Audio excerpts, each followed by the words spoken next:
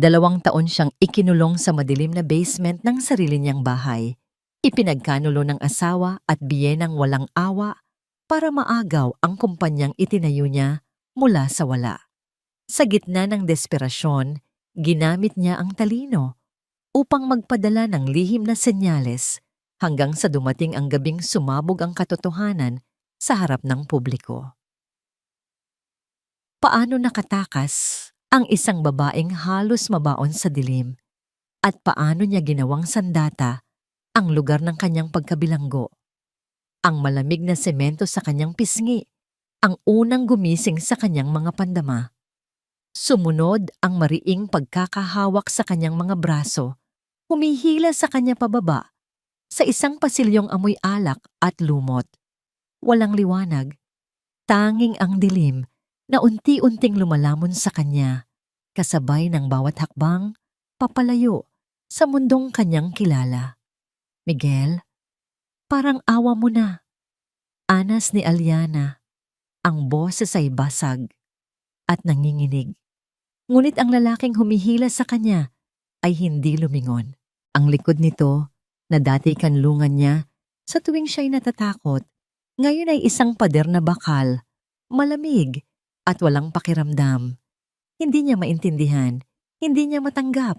Ilang oras lang ang nakalipas, ang mga kamay ding iyon ni Miguel, ang magiliw na humahaplos sa kanyang buhok.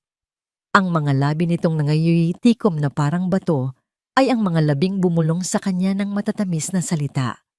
Nagsimula ang gabi sa paraisong kanilang dalawa. Sa kanilang mansyon sa Forbes Park, ang hapagkainan ay puno ng mga rosas na puti, ang kanyang paborito. Ang ilaw mula sa kandila ay nagsasayaw sa mga mata nilang dalawa habang marahang umiikot ang mamahaling alak sa kanilang mga kopita. Suot niya ang isang eleganteng pulang bestida, ang regalong binili ni Miguel para sa kanilang 3 anibersaryo. Para sa pinakamagandang babae sa buhay ko, sabi ni Miguel, itinaas ang kanyang kopita. Ang namumuang ngiti nito ay kasing kinang ng mga bituin.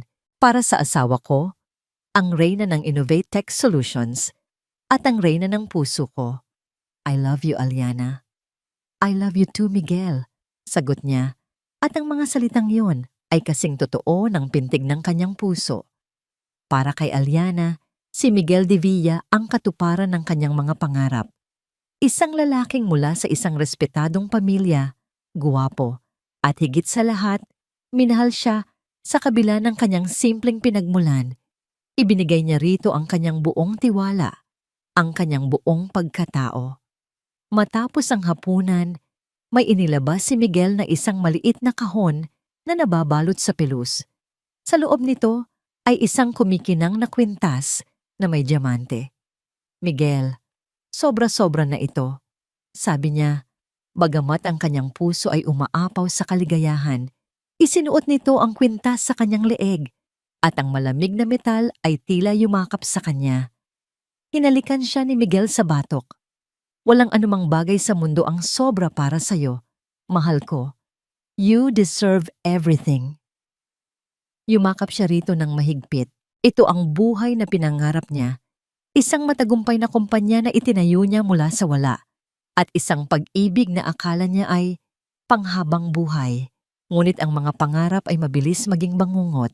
Nang gabing iyon, habang naghahanda na silang matulog, bumaba si Aliana upang kumuha ng isang basong tubig. Ang ilaw sa study room ni Miguel ay bahagyang nakabukas. Narinig niya ang boses nito, mahina ngunit sapat na para marinig niya. May kausap ito sa telepono. Everything is in place, Mommy, sabi ni Miguel. Tila may tensyon sa boses nito na hindi niya narinig kanina lang. Konting-konti na lang. Kailangan na nating tapusin ang pagpapanggap na ito.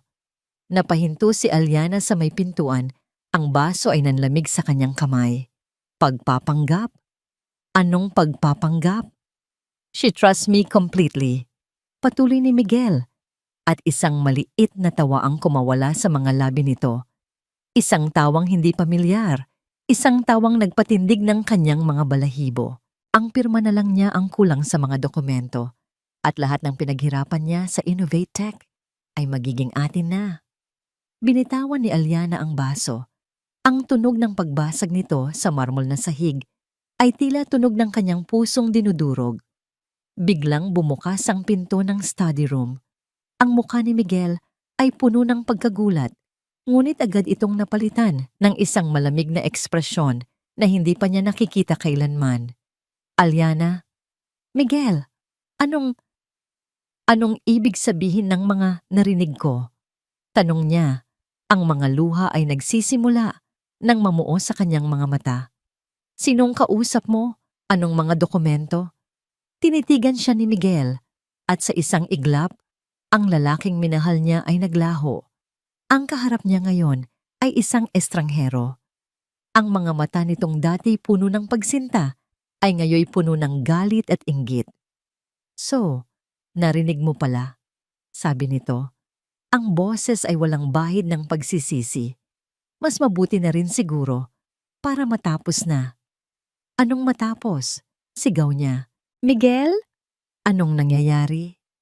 Hinakbangan nito ang nabasag na salamin at lumapit sa kanya. Hinawakan siya nito sa braso. Ang pagkakahawak ay mahigpit at masakit. Pagod na ako, Aliana. Pagod na akong maging anino mo. Pagod na akong tawaging asawa ni Aliana Reyes. Ang pamilya de Villa ay hindi dapat nagiging pangalawa lang. Sa likod ni Miguel, dalawang lalaking nakaitim na uniforme ang lumabas mula sa dilim. Mga security guard ng mansyon, mga taong pinagkakatiwalaan niya. It's time to rest, my dear wife, sabi ni Miguel. Isang nangiting demonyo ang gumuhit sa kanyang mukha. May bago kang magiging tahanan. At doon nagsimula ang kanyang paghila pababa. Pababa sa madilim at malamig na basement na amoy alak at pagkabulok. Ang huling narinig niya bago isara ang mabigat na pinto ay ang malamig na utos ni Miguel. Huwag ninyong hahayaang makalabas yan hanggat hindi niya pinipirmahan ang lahat. Blag, ang tunog ng pagsara ng pinto ay umalingaw-ngaw sa buong silid. Kasunod ng pagkasa ng kandado, ang kadiliman ay naging ganap. Ang katahimikan ay nakakabingi. Naiwan si Aliana, mag-isa sa dilim, habang ang tunog ng mga yabag ni Miguel ay unti-unting naglalaho, kasama ang lahat ng kanyang mga pangarap at ang pag-ibig na inakala niyang totoo. Habang ang kadiliman ay ganap na lumalamon kay Aliana, sa ibaba, sa itaas, sa marangyang sala ng mansyon, ang liwanag ay payapa. Umupo si Doña Isabela de Villa sa kanyang paboritong silyang gawa sa Nara. Hawak ang isang kopita ng brandy. Kalmado ang kanyang mukha, walang bahid ng anumang gulo na para bang ang nangyari ilang minuto lang ang nakalipas ay isang simpleng aberya lamang na naayos na. Pinagmasdan niya ang sariling refleksyon sa salamin ng kopita. Ang reyna ng de Villa, isang titulong pinaghirapan niyang panatilihin, isang legasiyang hindi niya hahayaang madungisan ng kahit sino, lalo na ng isang babaeng walang pangalan, isang tagalabas na may kapal ng mukhang higitan ang kanyang angkan. Kinuha niya ang kanyang telepono at may tinawagan. Isang ring lang. Sinagot na agad ito. Attorney Salcedo, anya. Ang boses ay matatag at puno ng autoridad. I need you to draft a set of documents, an absolute transfer of shares for Innovate Tech Solutions. Lahat ng assets ni Aliana Reyes to be transferred to Miguel. Narinig niya ang bahagyang pag-aalinlangan sa kabilang linya. Doña Isabela, that would require Mrs. de Villa's direct consent and signature. Just prepare the documents, attorney. Putol ni Doña Isabela, may diin sa bawat salita. I will handle the signature. I expect them on my desk by morning. Hindi na niya hinintay ang sagot. Ibinaba niya ang telepono. Para sa kanya, ang batas ay hindi pader na hahadlang sa kanya, kundi isang kasangkapan na maaring baluktutin ayon sa kanyang kagustuhan.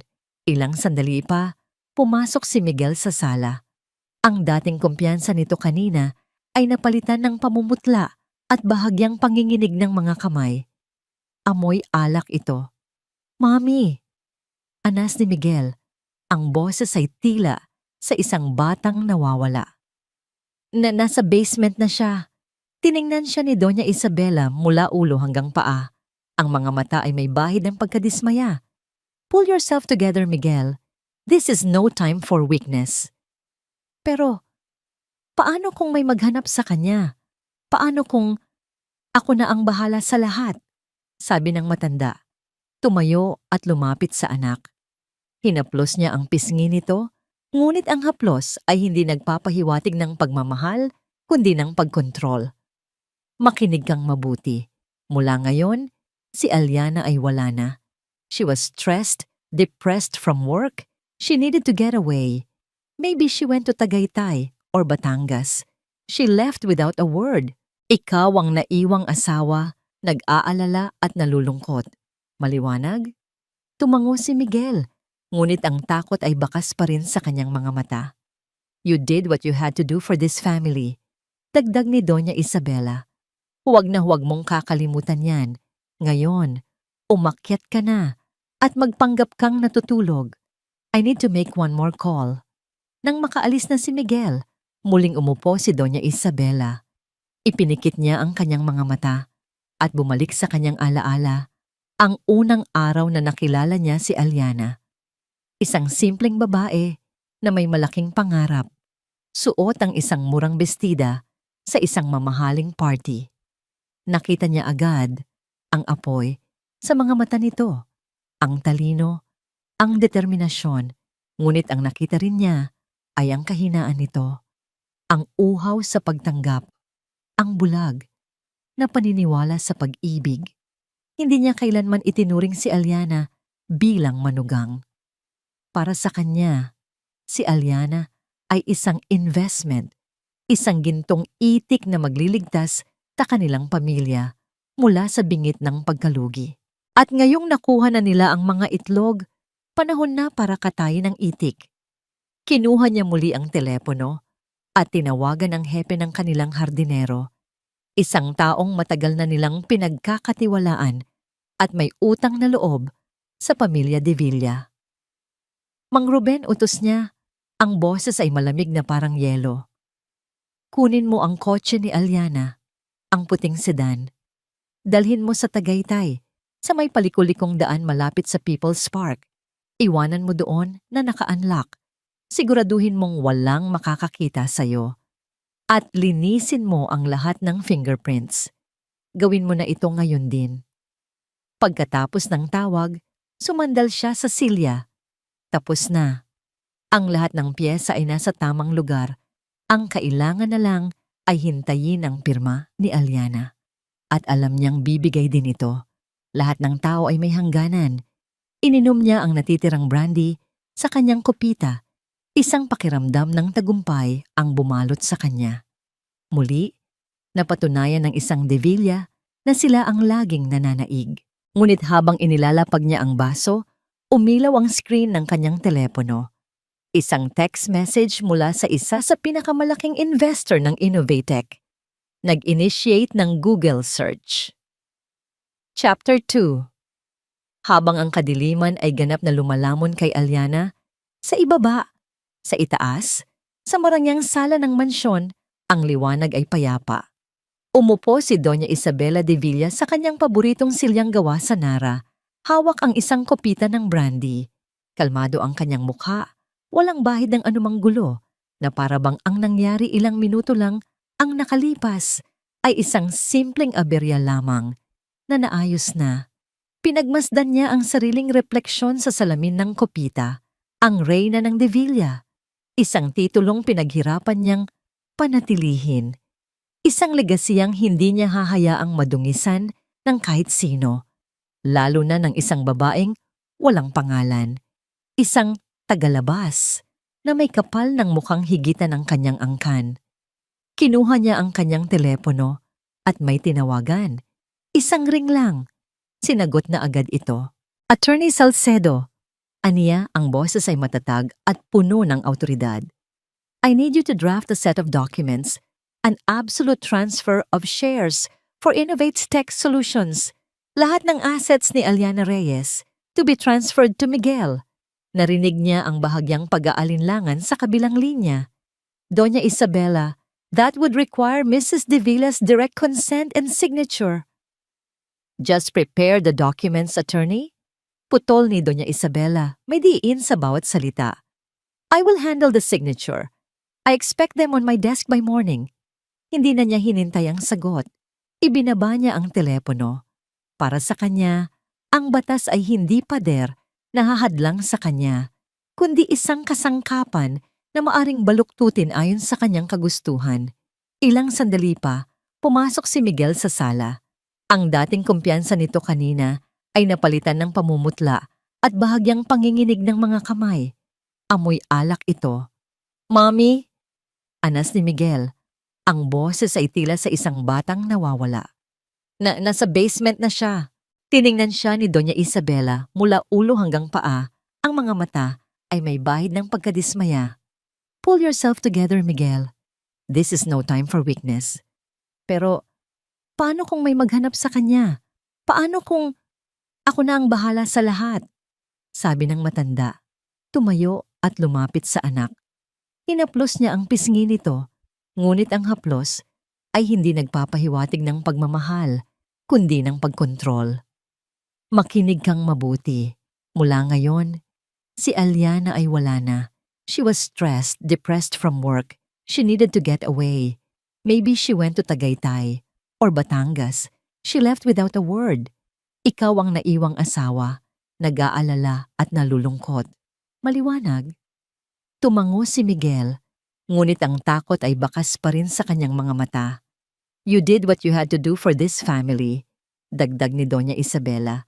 Wag na huwag mong kakalimutan yan.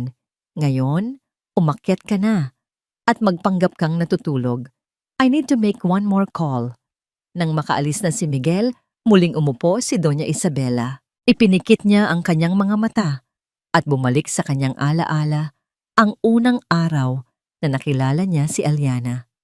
Isang simpleng babae na may malaking pangarap, suot ang isang murang bestida sa isang mamahaling party. Nakita niya agad ang apoy sa mga mata nito, ang talino, ang determinasyon.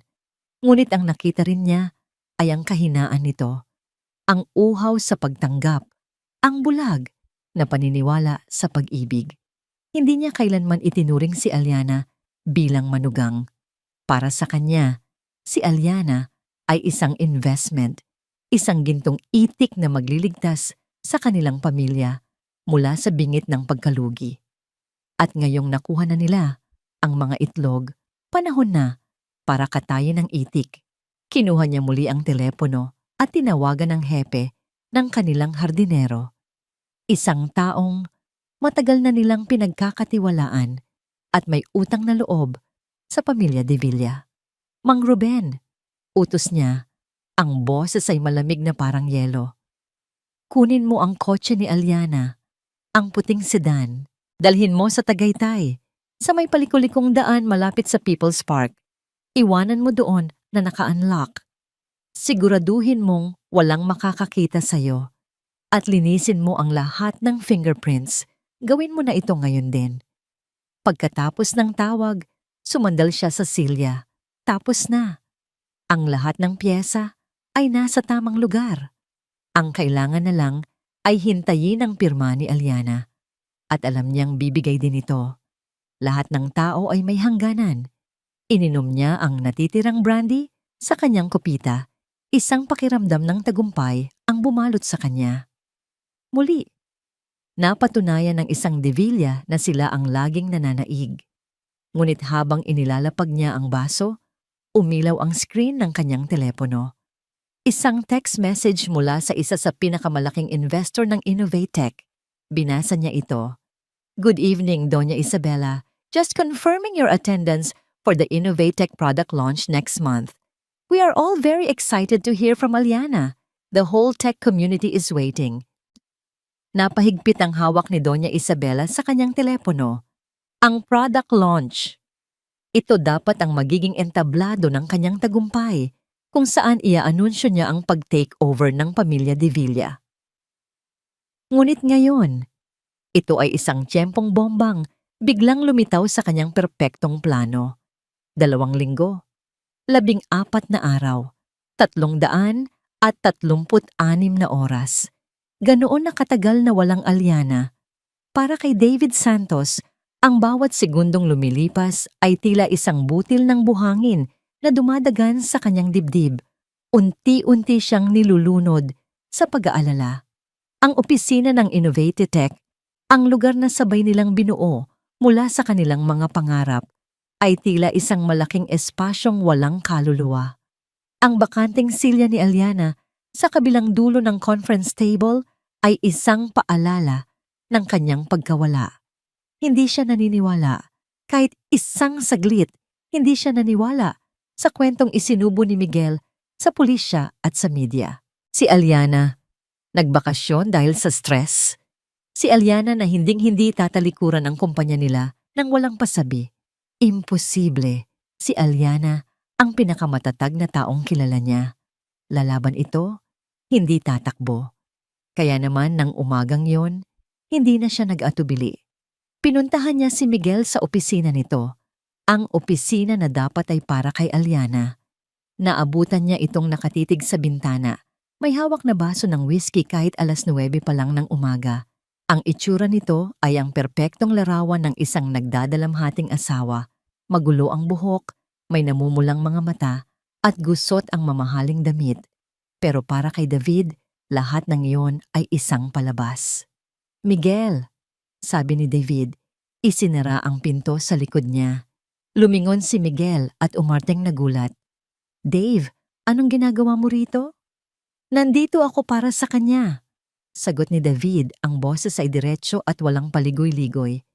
2 linggo na, Miguel. Walang tawag, walang text, walang email. Hindi ito si Aliana. Bumuntong hininga si Miguel. Isang malungkot na buntong hininga na tila pinraktis. "Alam ko, Dave. Araw-araw. Gabi-gabi. Yan din ang iniisip ko. Nag-aalala ako. Pero sabi ng doktor, kailangan niya ng espasyo. Masyado siyang napagod." "Anong doktor? Sinong doktor ang nagsabi niyan?" Giit ni David. "Gusto kong makausap." Nag-iwas ng tingin si Miguel at lumapit sa kanyang mesa. "It was a private consultation. She asked for privacy. We should respect that." "Respect?" Tumaas ang boses ni David. "Ang pinakamatalik kong kaibigan, ang business partner ko, ay bigla na lang naglaho at ang gusto mo ay respetuhin ko yon? May tinatago ka ba, Miguel?" Hinarap siya ni Miguel. Ang pagkukunwaring lungkot ay napalitan ng inis. "Mag-ingat ka sa mga sinasabi mo, David. Asawa niya ako. Ako ang pinakakilala sa kanya. At kung sinasabi kong kailangan niya ng panahon, yon ang kailangan niya." Ngunit may nakita si David.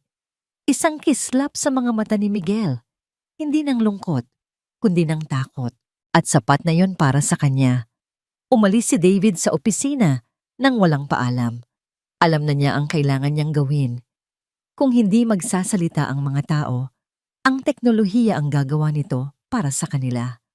Nang gabing iyon, sa kanyang apartment, binuksan ni David ang kanyang high-end na computer setup. Gamit ang kanyang kaalaman sa network security, sinimulan niyang gawin ang isang bagay na ilegal.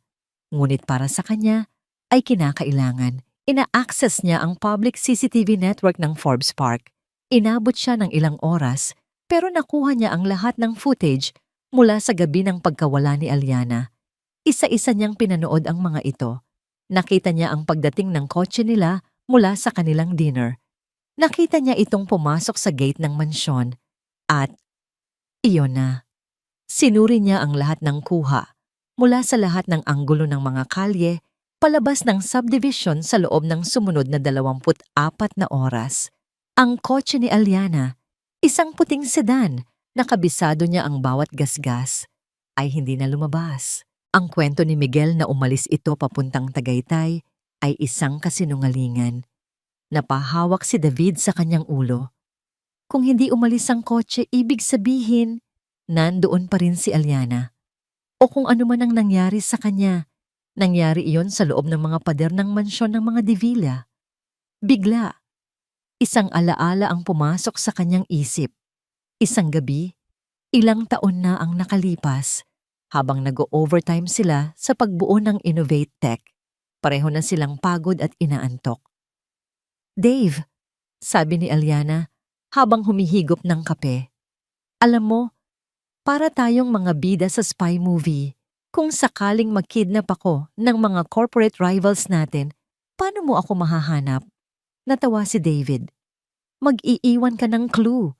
Siyempre, isang secret code na tayo lang ang nakakaalam. Tama, sabi ni Aliana.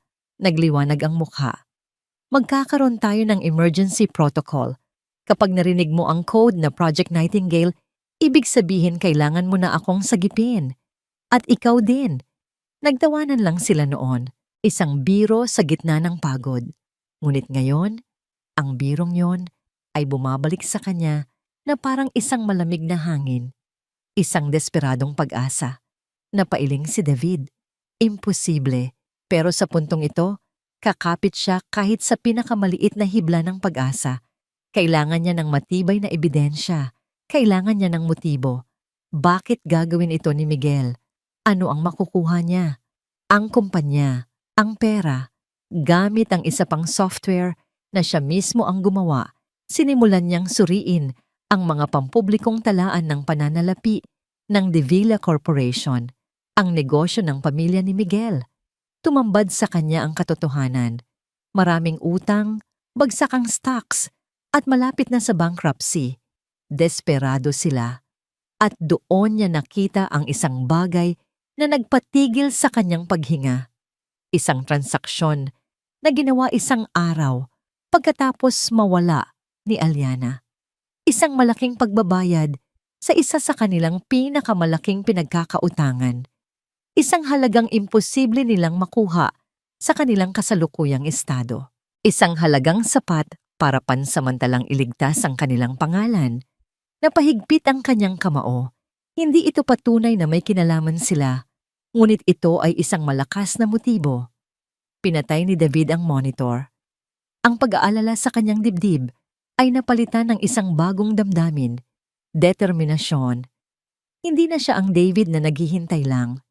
Kung kailangang suungin niya ang impyerno para mahanap si Aliana, gagawin niya. At sisimulan niya sa paghahanap ng pinagmulan ng perang iyon. Ang oras sa loob ng basement ay walang mukha. Walang araw, walang gabi. Tanging ang walang hanggang kadiliman at ang malamig na dampi ng semento sa kanyang balat. Kung minsan, nakakalimutan na ni Aliana kung ilang araw na siyang bilanggo. Isang linggo? Isang buwan? O baka isang taon na? Sa simula, umiyak siya. Umiyak siya hanggang sa maubos ang kanyang mga luha, hanggang sa ang kanyang lalamunan ay magana sa kasisigaw ng pangalan ni Miguel. Isang pangalang dating nagbibigay sa kanya ng kilig, ngayon nagdudulot na lang ng sukdulan na pait. Ngunit ang mga pader ay hindi sumasagot. Ang dilim ay nananatiling bingi. 2 beses sa isang araw, bumubukas ang mabigat na pinto. Inilalapag ng isa sa mga gwardiya ang isang plato ng pagkain at isang bote ng tubig sa sahig na para siyang isang hayop. Hindi ito nagsasalita. Hindi ito tumitingin sa kanya. Pagkatapos ay muling isasara ang pinto at muli siyang lalamunin ng kadiliman. Minsan, si Miguel ang bumababa. Sa mga unang linggo, sinusubukan pa nitong gamitin ang lambing. Dala-dala nito ang kanyang mga paboritong pagkain mula sa labas. Sushi, steak, kahit ang paborito niyang cheesecake. Uupo ito sa nag-iisang silya sa silid habang siya'y nakaupo sa sahig at magkukwento ito tungkol sa mundo sa laba. Pumirma ka na, Ana, sabi nito sa malumanay na boses. Inilalapag ang isang folder na naglalaman ng mga dokumento sa kanyang harapan. Tapusin na natin to. Pagkatapos nito, malaya ka na. Maari kang magsimula muli kahit saan mo gusto. Ngunit hindi siya sumasagot. Tinititigan niya lang ito. Ang mga mata niya ay puno ng tanong na hindi niya mahanap ang mga salita. Bakit? Nang makita ni Miguel na hindi gumagana ang kanyang mga pakana, nagsimula itong magbago. Ang lambing ay napalitan ng pagbabanta. Hindi ka ba naawa sa sarili mo? Sigaw nito isang araw, sinipa ang platong may pagkain. Tingnan mo ang itsura mo. Mukha kang pulubi. Ikaw ba yan ang dakilang Aliana Reyes? Ang reyna ng tech industry?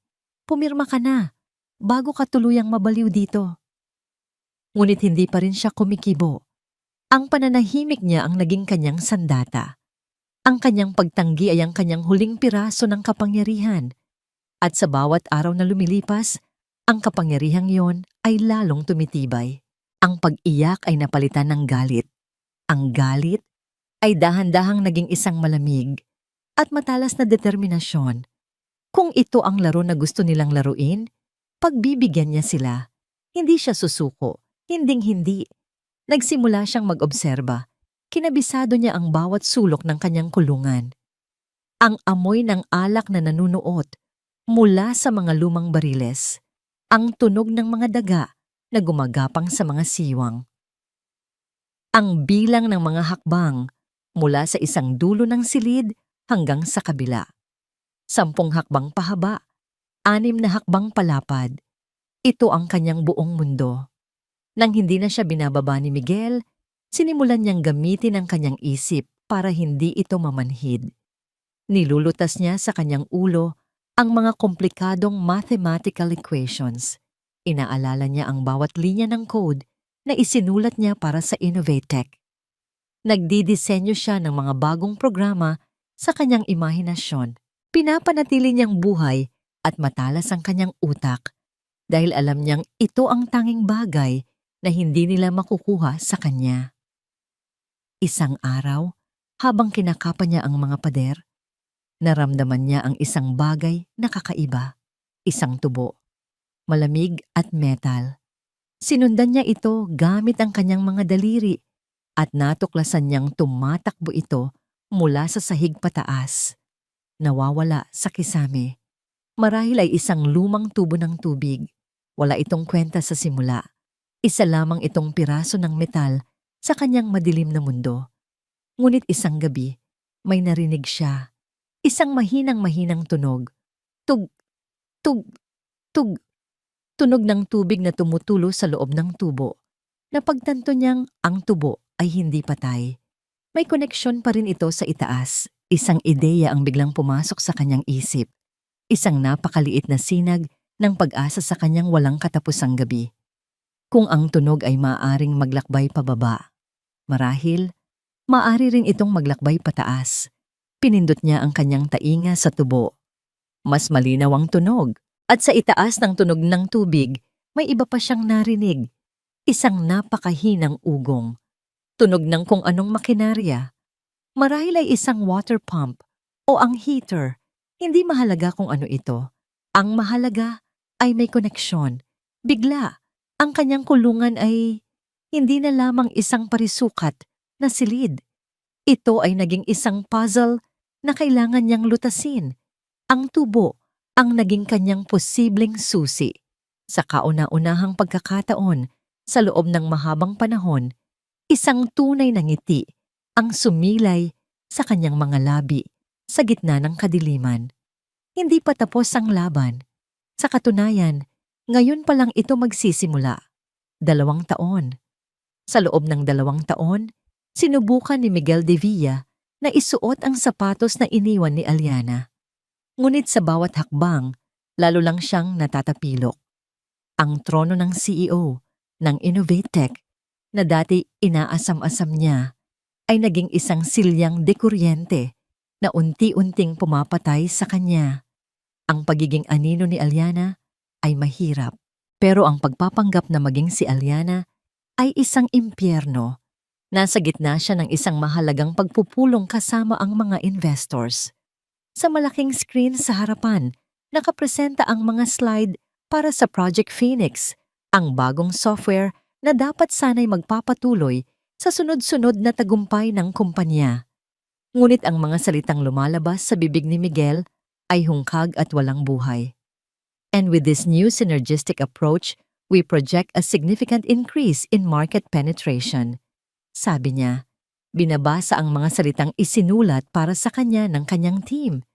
Isang matandang investor, si Mr. Tan ang nagtaas ng kilay.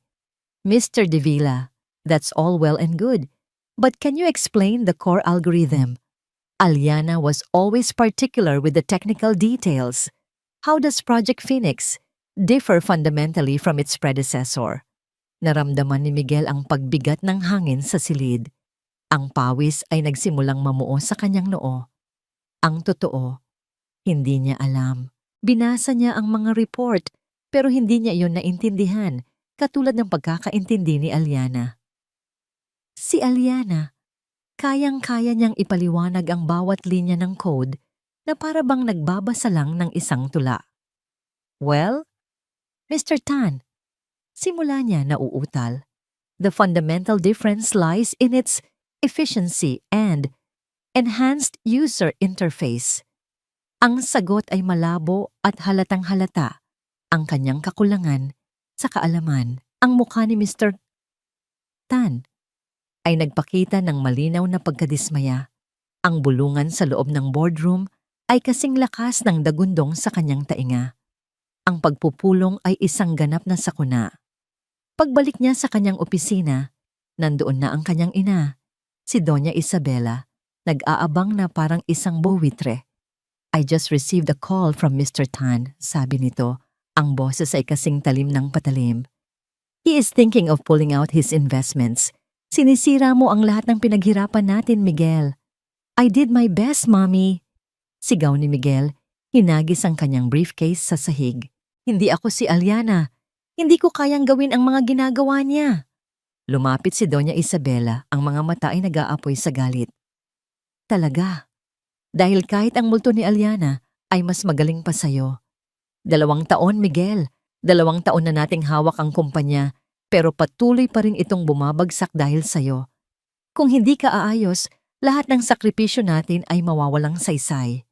Sakripisyo ninyo o sakripisyo ko? Sagot ni Miguel. Ang sama ng loob na matagal na niyang kinikimkim ay sumabog. Ako ang humaharap sa mga tao araw-araw. Ako ang kailangang magpanggap. Ako ang nabubuhay sa kasinungalingan habang kayo ay nagpapakasarap sa pera. Isang malakas na sampal ang dumapo sa pisngi ni Miguel. Ang sakit ay hindi kasing tindi ng kahihiyan. Huwag mo akong sasagot-sagutin ng ganyan, anas ni Doña Isabela. Tandaan mo kung sino ang naglagay sa'yo dyan. Ayusin mo to, Miguel, o ako mismo ang mag-aayos sa'yo. Di umalis ang kanyang ina.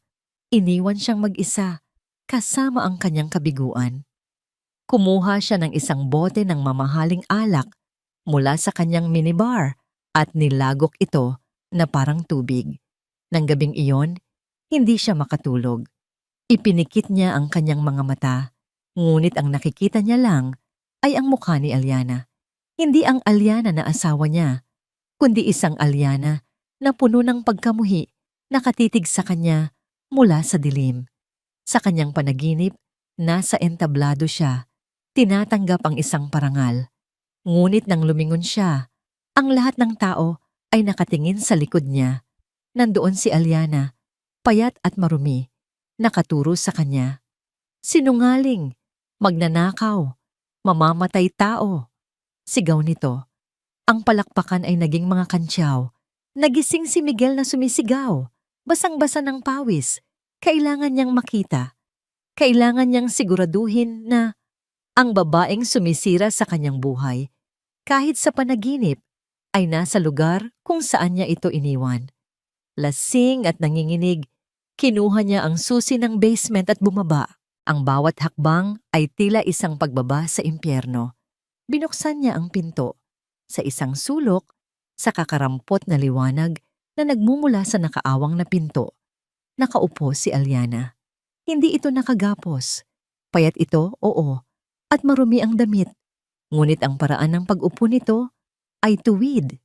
At nang itaas nito ang kanyang mukha, walang takot sa mga mata nito.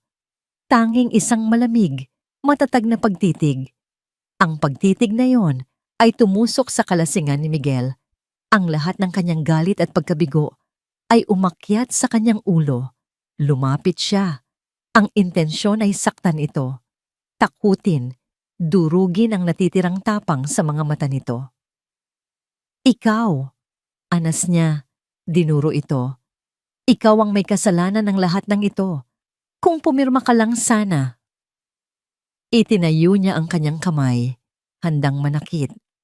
Ngunit nang makita niya ang mga matang iyon, mga matang hindi kumukurap, mga matang tila nakikita ang lahat ng karuwagan sa kanyang kaluluwa, bigla siyang natakot. Isang matinding takot ang gumapang sa kanyang pagkatao. Hindi sa kung anong magagawa nito sa kanya ngayon, kundi sa kung sino ito. Hindi siya nagapi, hindi siya nasira. Parang isang batang napaso, umatras si Miguel. Dali-dali siyang tumalikod, isinara ang pinto, at ikinandado itong muli.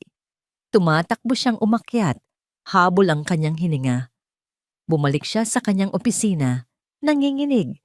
Kailangan niya ng isa pang lagok. Ngunit bago niya pa mabuksan ang bote, tumunog ang kanyang laptop. Isang bagong email mula sa legal department. Ang subject, urgent. Nanginginig niyang binuksan ito. Ang kanyang mga mata ay nanlaki sa nabasa. Mr. De Villa, this is to inform you that we have received a formal request from Mr. David Santos as a minority shareholder for a full and independent financial audit of Innovatech Solutions for the last 2 fiscal years. Nanlamig ang buong katawan ni Miguel. Isang audit. Isang buong audit. Ibig sabihin, makikita nila ang lahat. Ang lahat ng pera na nilipat nila. Ang lahat ng pandaraya. Ang lamat sa kanyang perpektong maskara ay isa na ngayong malaking bitak. At anumang oras ito ay babagsak. Ang tubo ang naging sentro ng mundo ni Aliana. Ang malamig at matigas na metal na iyon ang naging kanyang kalendaryo, ang kanyang orasan, at ang kanyang rosaryo. Sa una, sinubukan niya ang pinakabatayang signal na, alam niya, SOS. 3 maikli, 3 mahaba, 3 maikling katok, gamit ang isang maliit na bato na nakuha niya mula sa gumuhong semento. Paulit-ulit niyang tinatapik ang signal sa tubo. Ang tunog ay maliit at halos hindi marinig, ngunit sa nakakabinging katahimikan ng basement, ito ay umalingaw-ngaw na parang isang sigaw. Tuk, tuk, tuk. Tuk, tuk, tuk. Tuk, tuk, tuk. Ginagawa niya ito sa loob ng ilang oras bawat araw, hanggang sa ang kanyang mga daliri ay mamaga at ang kanyang pulso ay mangalay. Pagkatapos ay titigil siya, ipipikit ang kanyang mga mata at ididikit ang kanyang tainga sa tubo. Naghihintay, nakikinig, umaasa. Ngunit ang tanging isinasagot sa kanya ng tubo ay ang pamilyar na tunog ng tumutulong tubig at ang paminsan-minsang pag-ugong ng kung anong makina mula sa itaas. Walang sagot, walang senyales. Lumipas ang mga araw na naging mga linggo. Ang pag-asa ay nagsimulang maging isang mapait na panunuya. Baka nababaliw na siya. Baka ang tubong ito ay isa lamang tubo at ang kanyang plano ay isang desperadong pantasya ng isang isip na malapit ng bumigay. Isang gabi, habang nakasandal sa pader sa tabi ng tubo, pagod at halos mawalan na ng pag-asa, isang alaala ang dumaan sa kanyang isipan. 15 taong gulang siya noon, nakaupo sa tabi ng kanyang ama sa kanilang simpleng balkonahe. Ang kanyang ama, isang retiradong sundalo, ay isang tahimik na tao, ngunit ang mga mata nito ay laging puno ng mga kwento. Hawak nito ang isang lumang telegraph key. Itay, para saan po yan? Tanong ng batang si Aliana. Ngumiti ang kanyang ama. Ito, anak, ang paraan namin ng pakikipag-usap noon, kahit hindi kami nagsasalita. Ipinakita nito sa kanya ang simpleng alpabeto ng mga tuldok at gitling, ang Morse code. Hinawakan nito ang kanyang kamay at marahang iginabay sa pagtap. Ang isang maikling tapik, yan ang dit o tuldok. Ang isang mas mahabang pindot, yan ang dah o gitling. Sa una, nahirapan siya. Ngunit matyaga siyang tinuruan ng kanyang ama. Ang kanilang naging laro ay ang pag-spell ng mga pangalan ng mga bagay sa paligid nila gamit ang mga katok sa mesa. ASO, PU, Tandaan mo, Ana, sabi ng kanyang ama, ang boses ay malumanay, ngunit may bigat. Ang pinakamahalagang mensahe ay hindi kailangang isigaw. Minsan, ang kailangan lang ay ang tamang signal sa tamang tao. Ang alaala ng kanyang ama na matagal nang pumanaw ay nagbigay sa kanya ng panibagong lakas. Ang kanyang ama ay hindi sumuko sa gitna ng digmaan. Siya rin ay hindi susuko sa digmaang ito. Mali ang kanyang ginagawa. Ang SOS ay isang pangkalahatang signal ng pagkataranta. Kahit sino man ang makarinig nito, kung mayroon man, ay maaaring hindi ito maintindihan o baliwalain. Kailangan niya ng isang signal na hindi pangkalahatan, isang signal na tiyak, isang signal na para lamang sa iisang tao. Si David, ang kanilang biruan, ang kanilang emergency protocol. Isang kakatwang enerhiya ang dumaloy sa kanyang mga ugat. Hindi ito basta pag-asa, ito ay isang plano, isang matalinong kalkulasyon. Bigla, hindi na siya isang biktima na random na kumakatok sa pader. Siya ay isang sundalo na nagpapadala ng isang naka-encrypt na mensahe. Muli niyang dinampot ang kanyang maliit na bato. Ngunit sa pagkakataong ito, iba na ang ritmo. Hindi na SOS. Tinapik niya ang code para sa P, tuk tok tok tok. Pagkatapos, ang code para sa N, Tok Tok Project Nightingale, PN. Paulit-ulit niyang tinapik ang dalawang letrang yon. Isang maikli, dalawang mahaba, isang maikli. Tapos isang mahaba, isang maikli. PN. PN. PN. Ito ang naging kanyang mantra, ang kanyang panalangin. Ilang araw pa ang lumipas, walang pagbabago. Ngunit hindi siya tumigil. Naniniwala siya kay David. Kung may isang tao sa mundo na makakaintindi sa signal na ito, iyon ay siya. At isang araw, habang siya'y nakikinig, may narinig siyang iba. Hindi ito ang ugong. Hindi ito ang tulo ng tubig. Isang katok. Napahinto siya sa paghinga. Idinikit niya ang kanyang tainga. Nang husto sa tubo, ang puso niya ay dumadagundong sa kanyang dibdib. Baka guni-guni niya lang. Tuk! Isang maikling katok. Tuk! Isa pa. Nanginginig niyang sinubukang intindihin. May ritmo. May pattern. Ito ay isang sagot. Nagsimula siyang magbilang sa kanyang isip. Isinasalin ang mga tunog sa mga tuldok at gitling na itinuro ng kanyang ama. Isang maikling katok, tapos isang mahaba. Tuk. Tuk. Letrang E. Isang mahaba. Tapos isang maikli. Tuk. Tuk. Letrang N. Isang maikli. Tapos isang mahaba. Tuk. Tuk. Letrang A. A-N-A. Ang mga luha ay bumuhos mula sa kanyang mga mata. Ngunit hindi ito mga luha ng kalungkutan. Ito ay mga luha ng tagumpay. Nagpatuloy ang mga katok. Mas malinaw, mas tiyak. Ba, u, a, y, ka, a. Ang buong mensahe ay nabuo sa kanyang isipan, kasing linaw ng isang boses na bumubulong sa kanyang tainga. A-N-A, buhay ka. Sa loob ng madilim at malamig na basement, napahagulhol si Aliana. Hindi dahil sa takot o lungkot, kundi dahil sa isang emosyong halos nakalimutan na niya kung ano ang pakiramdam. Pag-asa. Narinig siya. Hindi siya nag-iisa. Ang apartment ni David ay naging isang war room. Ang mga dingding ay napupuno ng mga mapa ng Forbes Park, mga blueprint ng mansyon ng De Villa na nakuha niya sa tulong ng isang contact sa City Hall at mga litrato ng bawat miyembro ng pamilya. Ang tanging musika sa silid ay ang ugong ng mga computer at ang paminsan-minsang pag-click ng kanyang keyboard. Sa loob ng halos 2 taon, ang tanging kasama niya sa paghahanap ay ang pagdududa. Ngayon, meron na siyang patunay, isang katotohanang nakatago sa anyo ng mga halos hindi marinig na tunog. Matapos niyang kumpirmahin na galing sa mansyon ng signal, umupa siya ng isang pribadong investigador, isang dating pulis na may utang na loob sa kanya. Ang misyon? Magpanggap na taga-maintenance at magtanim ng isang high-sensitivity listening device sa dingding ng lumang banyo sa ground floor ng mansyon, ang lugar na pinakamalapit sa pinaghihinalaan niyang kinaroroonan ng tubo. Ang bawat araw ng paghihintay ay isang pagsubok.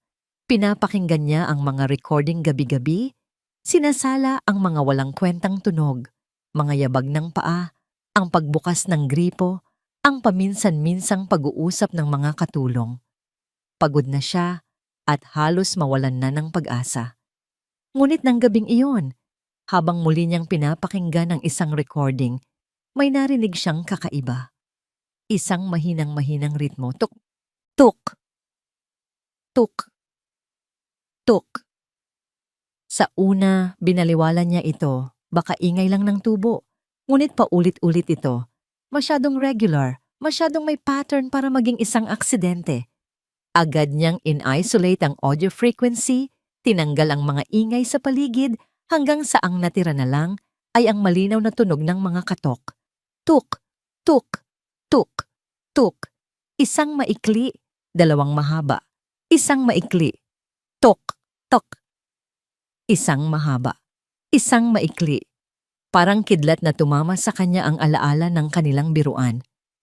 Project Nightingale. Pain!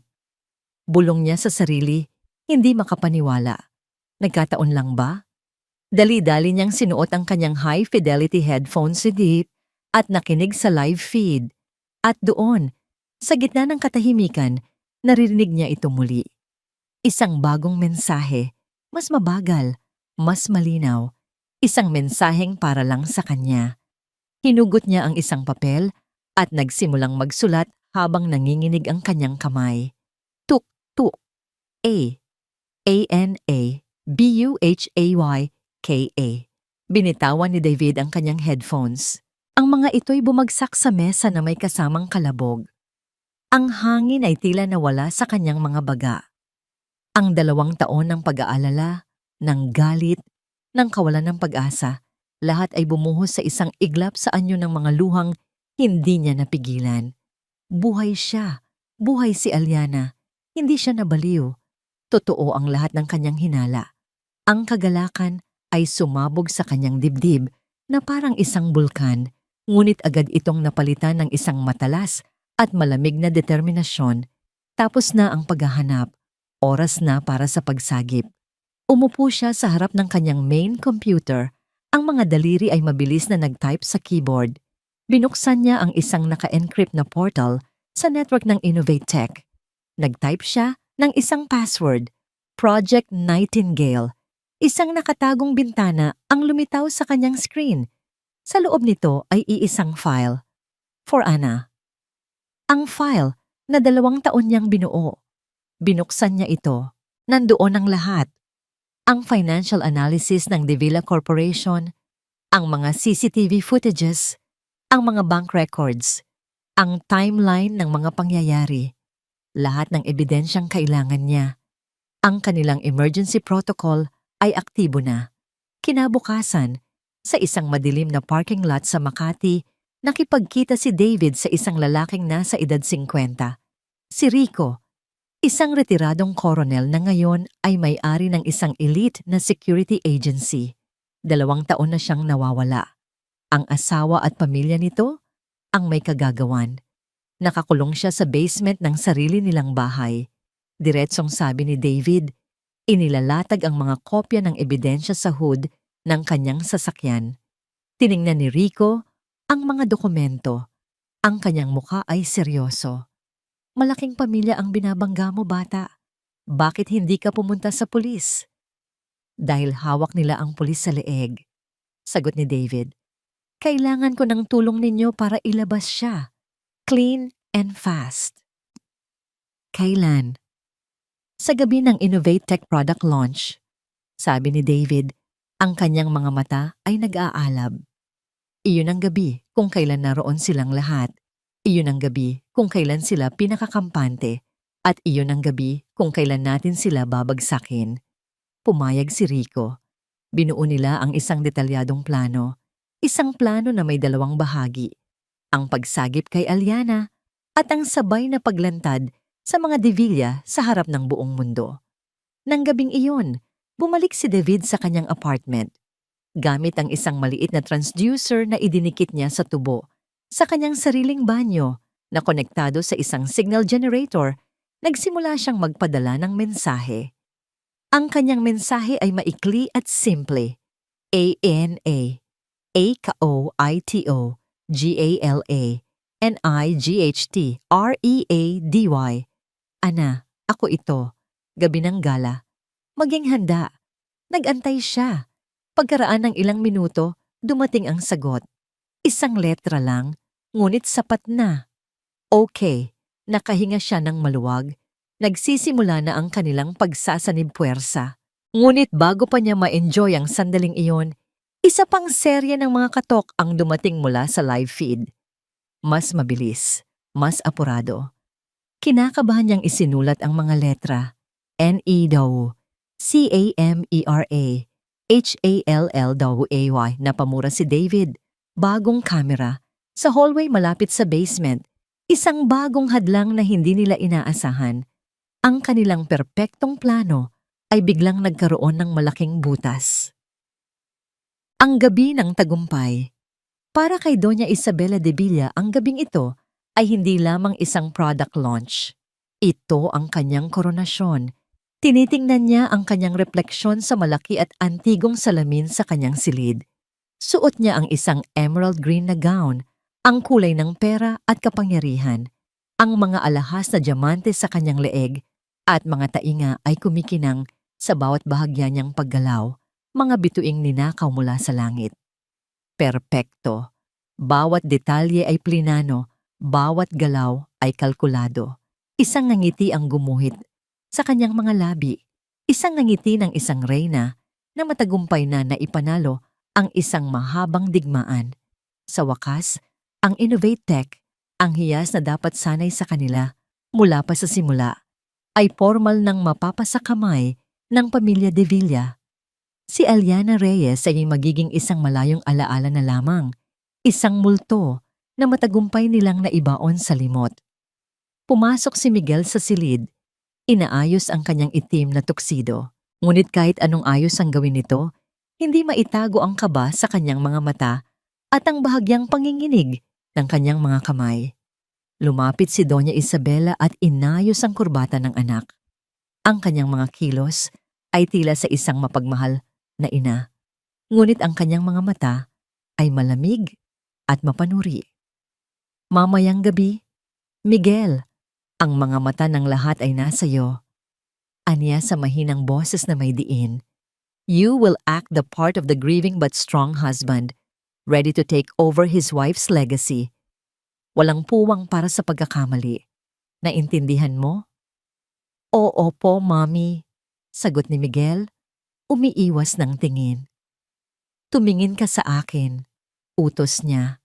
Nang magtama ang kanilang mga mata, hinawakan niya ang pisngi nito. 2 taon. 2 taon nating pinaghirapan ito. Huwag mo itong sisirain dahil lang sa kakarampot na kaba. You are a de Villa. Act like one. Binitawan niya ito at kinuha ang kanyang mamahaling clutch bag. Handa na siya. Ngunit habang papalakad na sila palabas ng silid, isang matandang katulong, si Lourdes, ang humarang sa kanila. Ang mukha ay puno ng pag-aalala. Senyora, pasensya na po sa abala. Anito? Yumuyuko. May kakaiba po kasi akong naririnig kanina pa, malapit sa lumang bodega. Parang may kumakalampag. Tinaasan siya ng kilay ni Doña Isabela. Bakas ang pagkainis sa biglaang abala. Kumakalampag? Baka mga daga lang yan, Lourdes. O baka yung lumang water pump na naman. Ipaayos mo bukas. Huwag mo akong istorbohin sa mga ganitong bagay, lalo na ngayon. Pero senyora, iba po talaga ang tunog. Hindi po. Sinabi ko nang ako na ang bahala. Putol ni Doña Isabela. Ang boses ay tumaas ng bahagya. Ang isang maliit na pakiramdam ng pagkainis o baka pagkabalisa ay gumapang sa kanyang dibdib, ngunit mabilis niya itong iwinaksi. Imposibleng may problema. Ang lahat ay nasa ilalim ng kanyang kontrol. Umalis na tayo, Miguel, anya, at nagsimulang maglakad, iniwan ang nag-aalalang katulong. Ang biyahe papuntang Shangri-La at the Fort sa BGC ay mabilis. Pagbaba nila mula sa kanilang itim na limousine, isang pader ng mga kumikinang na ilaw ng kamera ang sumalubong sa kanila. Ang mga sigawan ng mga reporter ay tila isang musika sa kanyang pandinig. Doña Isabela, Mr. De Villa, anong masasabi ninyo sa pagkawala ni Mrs. De Villa? Mr. De Villa, handa na po ba kayong pamunuan ng Innovate Tech? Ngumiti lang si Doña Isabela, isang nangiting perpekto at puno ng misteryo. Hinawakan niya ang braso ni Miguel at marahan silang naglakad sa red carpet. Bawat hakbang ay isang deklarasyon. Ang bawat flash ng kamera ay isang pagsaludo. Ramdam niya ang inggit, ang paghanga, ang kuryosidad ng lahat. Ramdam niyang muli siyang isang reyna na nagbabalik sa kanyang trono. Sa loob ng Grand Ballroom, ang lahat ng importanteng tao sa mundo ng negosyo at teknolohiya ay naroon. Sinalubong sila ng mga pagbati, mga papuri, at mga tingin na puno ng respeto. Ito na ang rurok ng kanyang plano.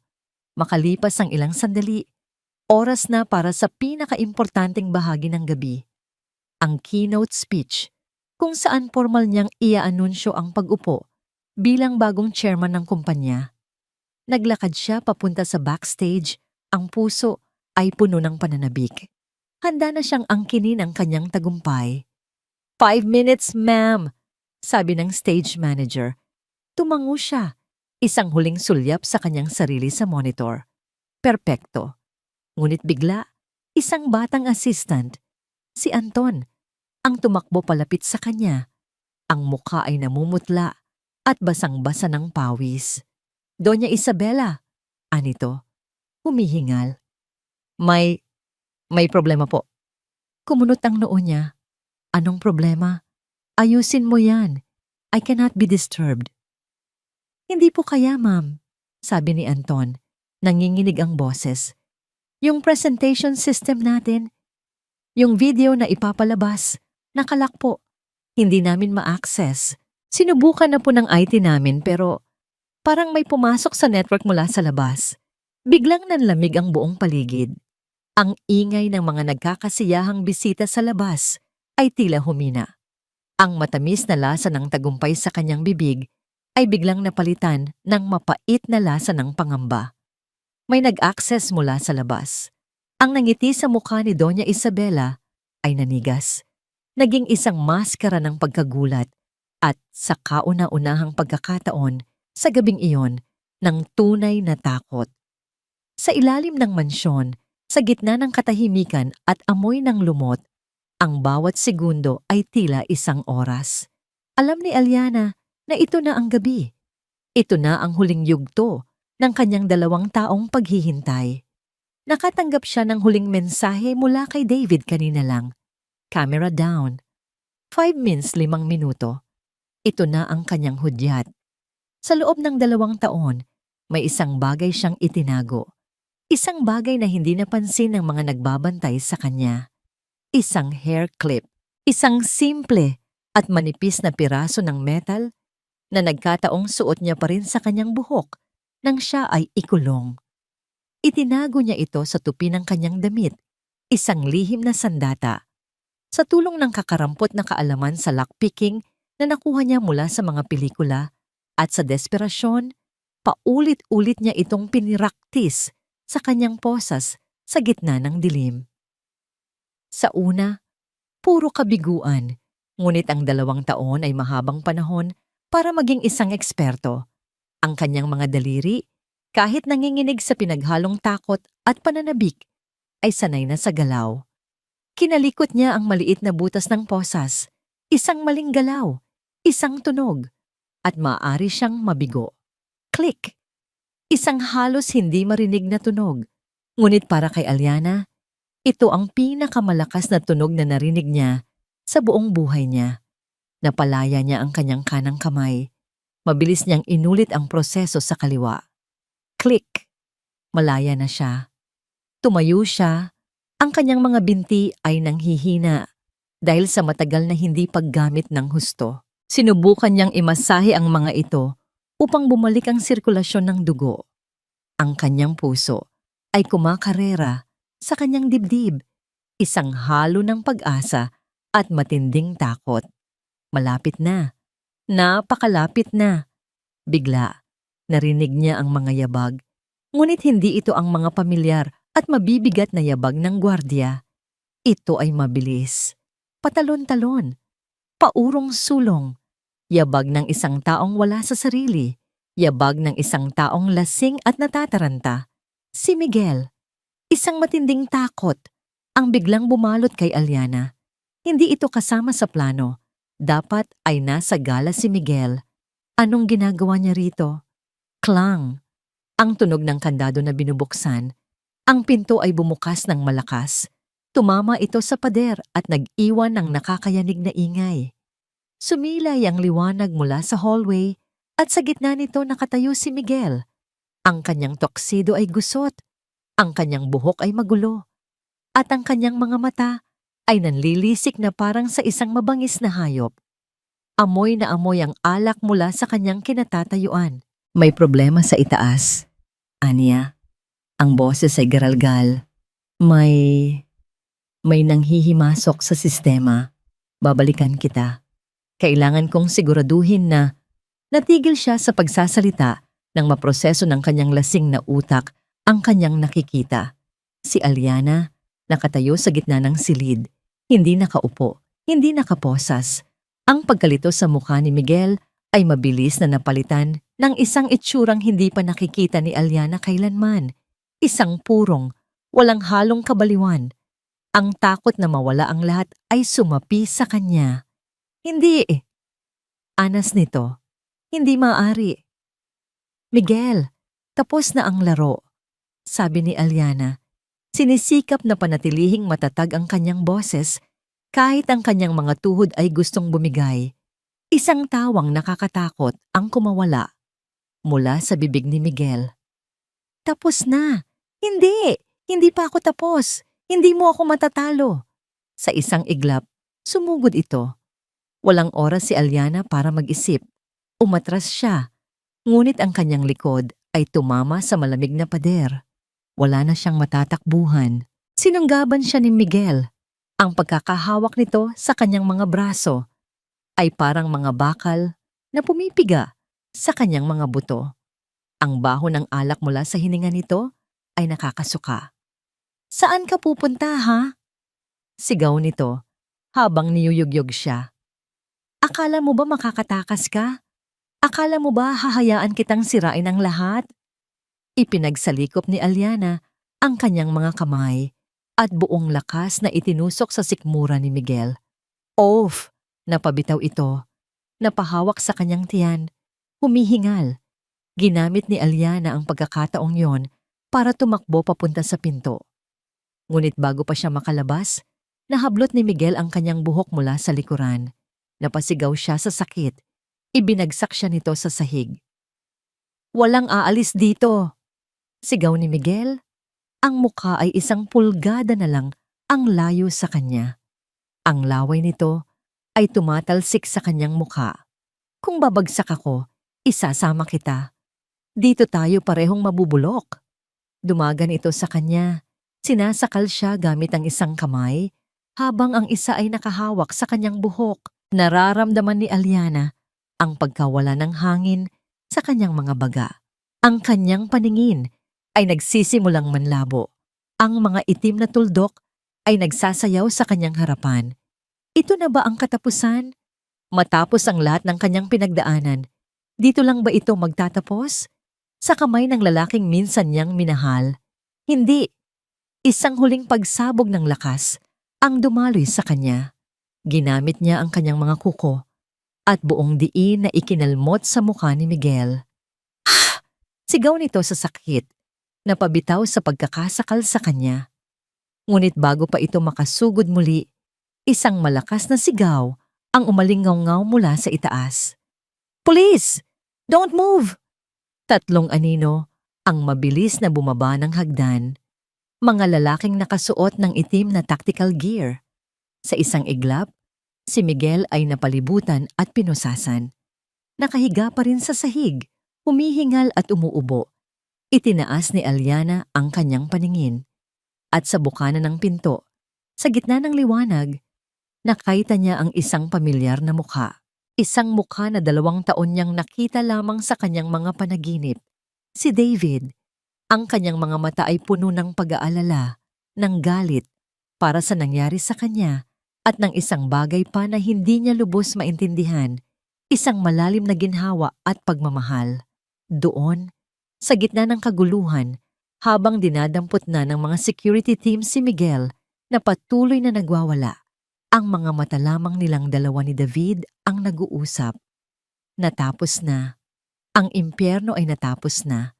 Nakatayo si David sa bukana ng pinto, isang anino laban sa maliwanag na ilaw ng hallway, ngunit para kay Aliana, siya ang pinakamaliwanag na bagay sa kanyang madilim na mundo. Sa isang iglap, ang lahat ng ingay ay naglaho. Ang mga sigaw ni Miguel, ang utos ng mga security personnel, ang kalabog ng mga paa. Ang tanging nakikita niya ay si David. Ang tanging naririnig niya ay ang dagundong ng kanyang sariling puso. Lumapit ito sa kanya. Bawat hakbang nito ay tila isang hakbang papalayo sa impyernong 2 taon niyang tiniis. Lumuhod ito sa kanyang tabi. Ang mga mata nito ay mabilis na sinusuri ang kanyang kalagayan. Ang mga pasa sa kanyang braso, ang dugo sa kanyang labi mula sa pagkakahulog, ang pagod sa kanyang buong katauhan. Isang emosyon ang dumaan sa mukha ni David. Isang emosyon na mas matindi pa sa galit. Isang malalim at nanunuot na pighati para sa lahat ng kanyang pinagdaanan. Anas nito, ang boses ay basag. Itinaas nito ang kanyang kamay, tila nag-aalangang hawakan siya, na para bang siya ay isang babasaging bagay na maaaring mabasag anumang oras. Ngunit hinawakan ni Aliana ang kamay nito, mahigpit. Isang paraan ng pagsasabing, totoo ka, nandito ka. Tinulungan siya ni David na tumayo. Nanginig ang kanyang mga tuhod at halos bumagsak siyang muli, ngunit ang mga braso ni David ay matatag na sumalo sa kanya. Ipinulupot nito ang braso sa kanyang baywang. Sinusuportahan ang halos lahat ng kanyang bigat. Sumandal siya rito. Nilalasap ang pakiramdam ng pagiging ligtas sa unang pagkakataon sa loob ng napakatagal na panahon. Dadalhin na kita sa ospital, sabi ni David. Ang boses ay puno ng pag-aalala. Umiling si Aliana. Hinahanap ang kanyang lakas. Hindi pa. Anya, ang boses ay mahina ngunit matatag. Hindi pa tapos. Tumingin siya sa mga mata nito. Kailangan nilang lahat na makita ako. Isang saglit ng pag-unawa ang dumaan sa mga mata ni David. Tumango ito. Walang tanong. Kung yan ang gusto mo. Habang tinutulungan ni David si Aliana na umakyat sa hagdan, isang hakbang sa bawat pagkakataon, ang kanyang isip ay nasa grand ballroom ng Shangri-La. Ilang minuto lang ang nakalipas, bago siya bumaba sa basement, ibinigay na niya ang huling hudyat sa kanyang IT expert na nag-aabang sa isang van sa labas ng hotel. Ngayon na. Sa grand ballroom ang lahat ng bisita ay naguguluhan. Ang entablado ay walang laman. Si Doña Isabela ay nasa backstage. Ang mukha ay namumutla habang sinusubukan ng mga staff na ayusin ang technical problem. Bigla, namatay ang lahat ng ilaw. Isang kolektibong hininga ng pagkagulat ang narinig mula sa mga manonood. Pagkatapos, ang malaking LED screen sa likod ng entablado ay umilaw. Ngunit hindi ito ang makulay na logo ng Innovatec. Ang unang lumabas ay isang audio waveform at isang boses ang umalingaw-ngaw sa buong silid. Isang boses na pamilyar sa lahat. Ang boses ni Miguel de Villa, na record 2 taon na ang nakalipas. Everything is in place, Mommy. Konting-konti na lang. Kailangan na nating tapusin ang pagpapanggap na ito. Ang pirma na lang niya ang kulang sa mga dokumento at lahat ng pinaghirapan niya sa Innovate Tech ay magiging atin na.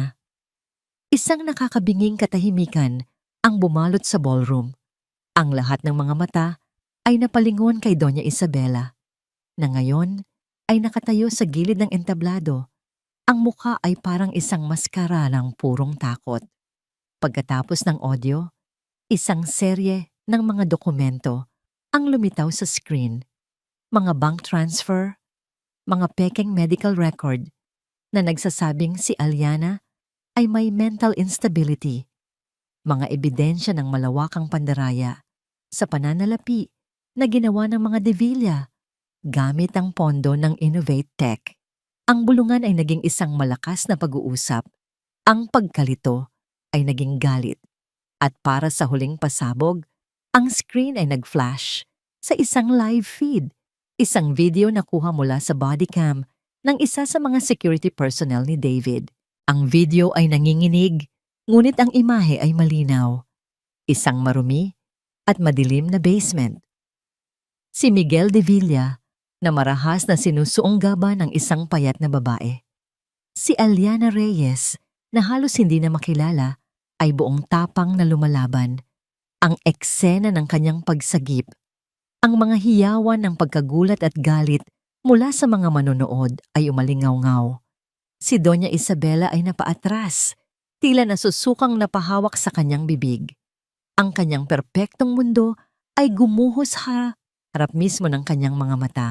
Inalalaya ni David si Aliana palabas ng mansyon papunta sa isang nakahandang sasakyan. Sa sandaling iyon, ang mga pulis, na alerto na ng team ni David, ay nagsimulang dumating. Habang nasa biyahe, ibinalot ni David ang kanyang coat sa nanginginig na katawan ni Aliana.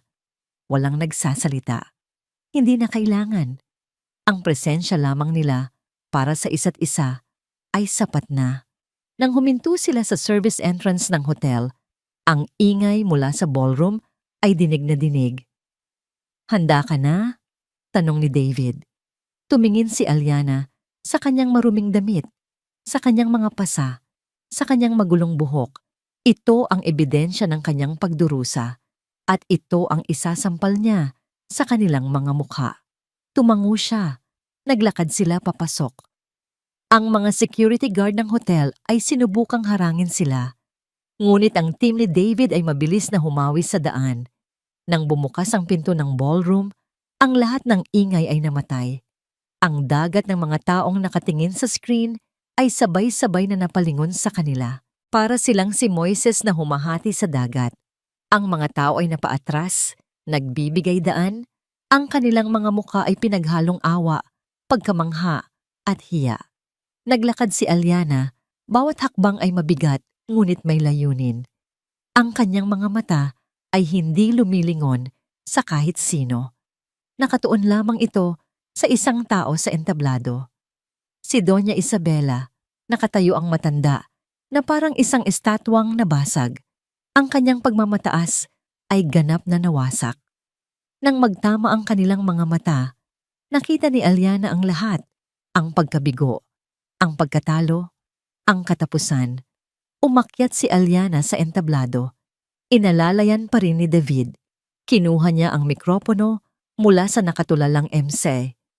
Ang kanyang kamay ay nanginginig, ngunit nang siya ay magsalita, ang kanyang boses, kahit mahina, ay umaling-awngaw sa bawat sulok ng silid. "Ang pangalan ko," simula niya, huminga ng malalim, "ay Aliana Reyes at ito ang totoong kwento ko." Sa hudyat na yon, ang mga pulis na nakauniforme ay pumasok sa ballroom. Ang kanilang mga mukha ay seryoso at determinado.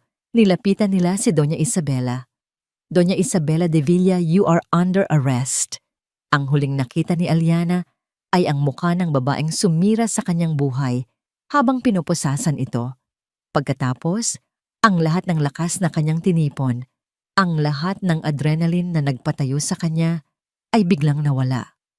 Ang kanyang paningin ay nagdilim. Ang kanyang mga binti ay bumigay. Bumagsak siya, ngunit hindi siya tumama sa sahig. Sinalo siya ng malalakas na bisig ni David.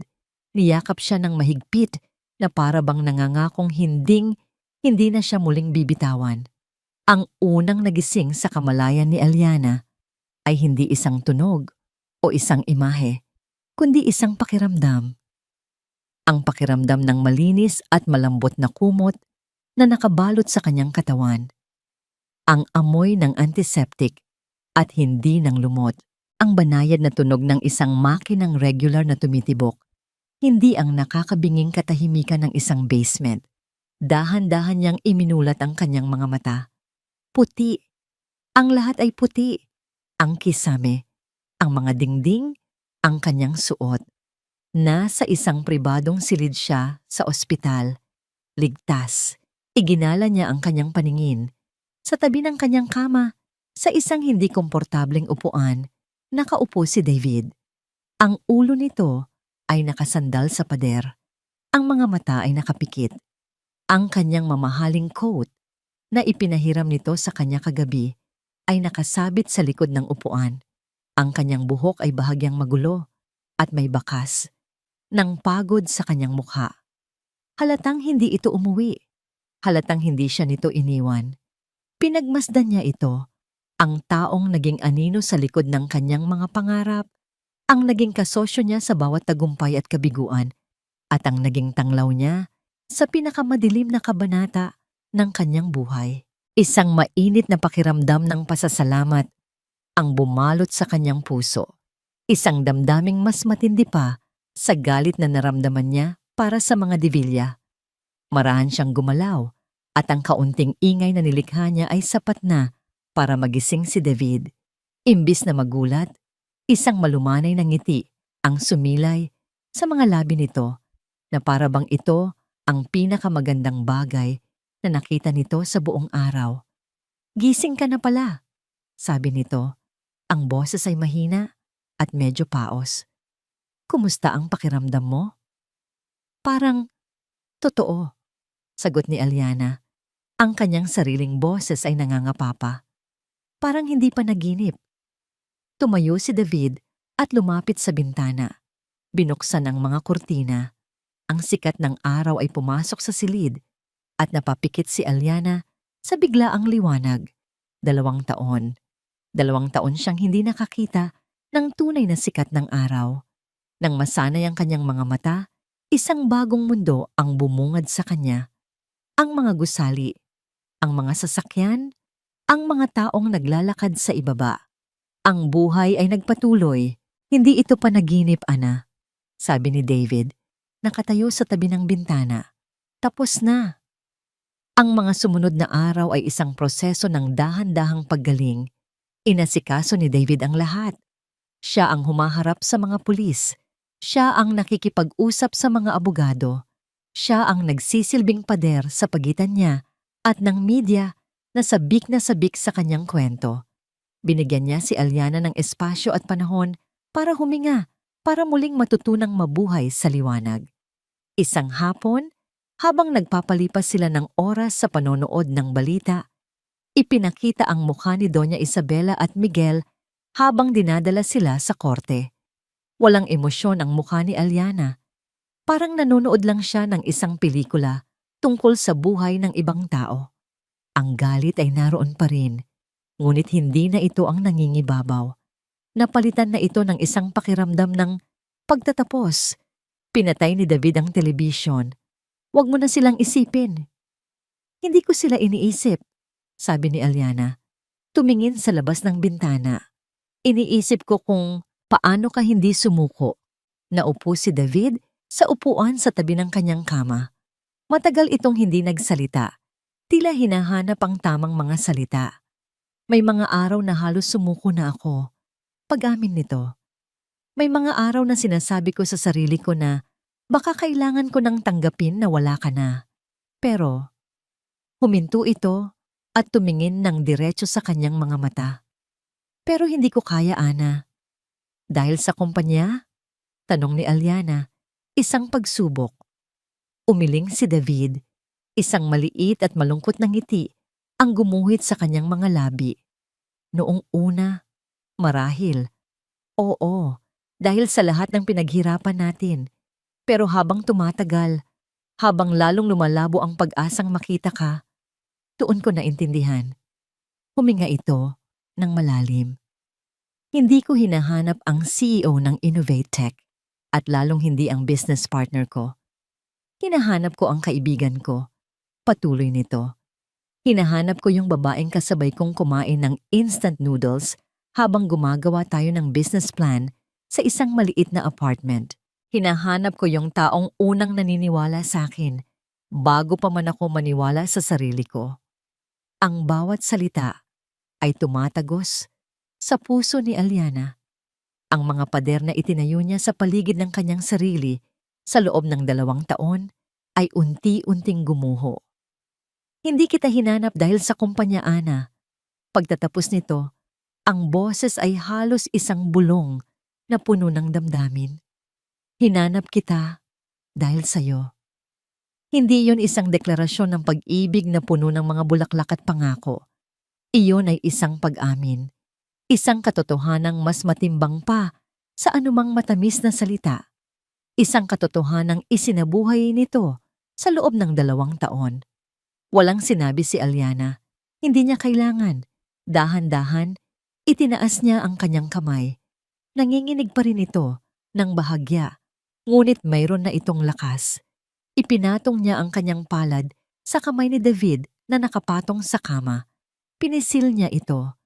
Sa simpleng hawak na yon, ipinarating niya ang lahat.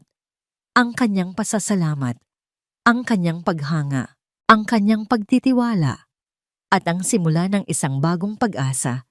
Biglang, isang kumatok sa pinto. Ang abogado ni Aliana.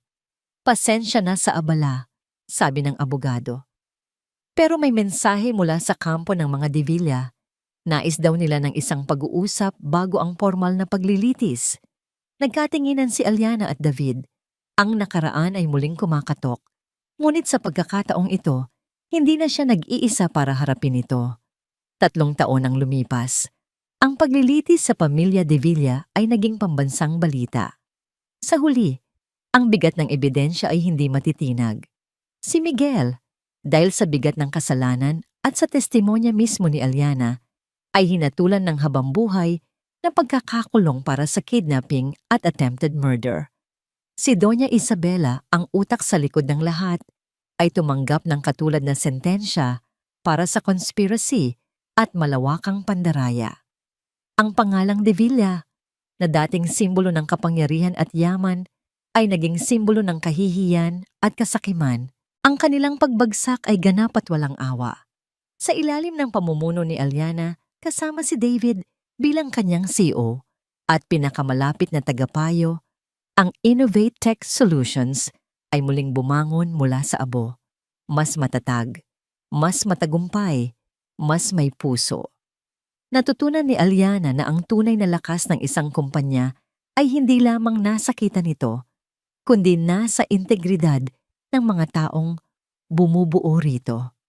Ngunit ang pinakamalaking pagbabago ay hindi nangyari sa loob ng boardroom. Isang maaraw na hapon, nakatayo si Aliana sa harap ng isang malaking gate na dati kinasusuklaman niya, ang mansyon ng mga De Villa. Matapos itong makumpiska ng gobyerno, nagpasya siyang bilhin ito sa isang auction. Marami ang nagtaka. Bakit niya gugustuhing angkinin ang isang lugar na puno ng masasamang alaala? Ngayon, masasagot na ang tanong na iyon. Ang dating madilim at nakakatakot na mansyon ay pininturahan ng puti at light gray na may malalaking bintanang salamin na nagpapapasok sa sikat ng araw. Ang mga bakod na bakal ay pinalitan ng mga halamang gumagapang. Ang dating simbolo ng opresyon ay isa na ngayong lugar ng pag-asa. Isang malaking arko na may nakaukit na mga salita ang sumalubong sa mga bisita. Ang santuwaryo. Sa loob, ang mansyon ay hindi na isang tahanan para sa iisang pamilya, kundi isang kanlungan para sa maraming kababaihan, mga biktima ng pang-aabuso, karahasan, at pagtataksil. Nag-aalok ito ng libreng tulong legal. psychological counseling, at mga programa para sa kabuhayan. At ang basement, ang dating kulungan ni Aliana, pinabuksan niya ang isang malaking bintana sa gilid nito. Hinahayaang pumasok ang liwanag sa kauna-unahang pagkakataon. Ang mga pader ay pininturahan ng maliliwanag na kulay. Ang sahig ay nilagyan ng mga banig at unan. Ang amoy ng alak at lumot ay napalitan ng amoy ng bagong pintura at pag-asa. Ito ay naging isang meditation at art therapy room, isang lugar kung saan ang sakit ay maaring gawing sining. Handa ka na? Isang pamilyar na boses ang bumasag sa kanyang pag-iisip. Lumingon si Aliana at nakita si David na papalapit. May dalang 2 tasa ng kape. Ang mga linya ng pag-aalala sa mukha nito ay napalitan na ng mga ngiti. Ang bigat ng mundo ay wala na sa kanyang mga balikat. Kinakabahan ng kaunti. Pag-amin ni Aliana, tinanggap ang kape. Ngayon ang formal na pagbubukas ng Ang Santuario. Hindi mo kailangang kabahan, sabi ni David, tumabi sa kanya. Kwento mo ito. Ikaw ang nagpanalo nito. Ngumiti si Aliana. Sa loob ng 3 taon, si David ay nanatili sa kanyang tabi. Hindi bilang isang bayani na sumagip sa kanya, kundi bilang isang kaibigang naglakad kasama niya sa kanyang paggaling. Hindi niya ito minadali. Hindi niya ito pinilit. Hinintay niya siyang muling matutunang magtiwala, hindi lamang sa ibang tao, kundi sa kanyang sarili. At sa prosesong yon, ang kanilang pagkakaibigan ay dahan-dahang namulaklak sa isang pag-ibig na mas matatag at mas totoo. Isang pag-ibig na binuo hindi sa mga matatamis na salita, kundi sa mga pinagdaanang pagsubok. Nagsimula na ang maikling programa. Tumayo si Aliana sa harap ng mga residente ng santuario, mga donor at mga kaibigan. Kinuha niya ang mikropono. Dati, ang lugar na ito ay isang simbolo ng aking pinakamalaking kahinaan at pagdurusa. Simula niya, ang kanyang boses ay kalmado at matatag. Bawat sulok nito ay may alaala ng takot at kawalan ng pag-asa. Ngunit natutunan ko na hindi tayo binibigyan ng kahulugan ng mga pader na kumukulong sa atin, kundi ng ating desisyong wasakin ang mga ito. Ibinabalik natin ang santuario ngayon, hindi bilang isang paalala ng isang madilim na nakaraan, kundi bilang isang testamento sa lakas ng bawat babaeng bumabangon. Isang patunay na kahit sa pinakamadilim na basement, maaari tayong magtanim ng isang hardin ng pag-asa. Pagkatapos ng kanyang talumpati, sinalubong siya ng masigabong palakpakan. Ngunit ang tanging mahalaga sa kanya ay ang mga mata ni David na nakatitig sa kanya, puno ng paghanga at pagmamahal. Lumapit ito at marang hinawakan ng kanyang kamay. Walang mga kamera, walang mga tao, tanging silang dalawa lang sa kanilang sariling mundo. Tumingin sila sa kanluran kung saan ang araw ay dahan-dahang lumulubog, nag-iiwan ng mga kulay kahel at rosas sa kalangitan. Isang magandang pagtatapos sa isang mahabang araw, isang magandang simbolo ng isang bagong simula. Ngumiti si Aliana kay David. Handa ka na ba para sa susunod na kabanata? Ngumiti ito pabalik. Isang nangiting nagsasabi ng lahat. Lagi. Sagot nito. Basta't kasama kita. Sa pagtatapos ng kwentong ito, malinaw na ang kasamaan ay maaring magtago sa likod ng kayamanan, kapangyarihan, at mga tradisyong mukhang marangal. Ngunit gaano man kahaba ang dilim, darating at darating ang araw na lalabas ang katotohanan. Ang mga nanakit, nanlinlang, at umabuso sa tiwala ay haharap sa bunga ng kanilang mga ginawa. Habang ang mga piniling lumaban ng tahimik at matatag ay muling babangon, mas malakas at mas buo kaysa dati. Ipinapakita ng kwentong ito na ang hustisya ay hindi lamang paghihiganti, kundi ang kakayahang gawing pag-asa ang sakit at gawing lakas ang sugat ng nakaraan. Kapag pinili mong huwag sumuko Kahit sa pinakailalim ng kawalan ng pag-asa, may liwanag na maghahatid sa iyo pabalik sa sarili mong dignidad at kalayaan. Ang kabutihan ay maaaring masaktan, ngunit hindi ito kailanman natatalo. Ikaw, kumusta ang puso mo ngayon? May pinagdadaanan ka rin bang laban na walang nakakakita?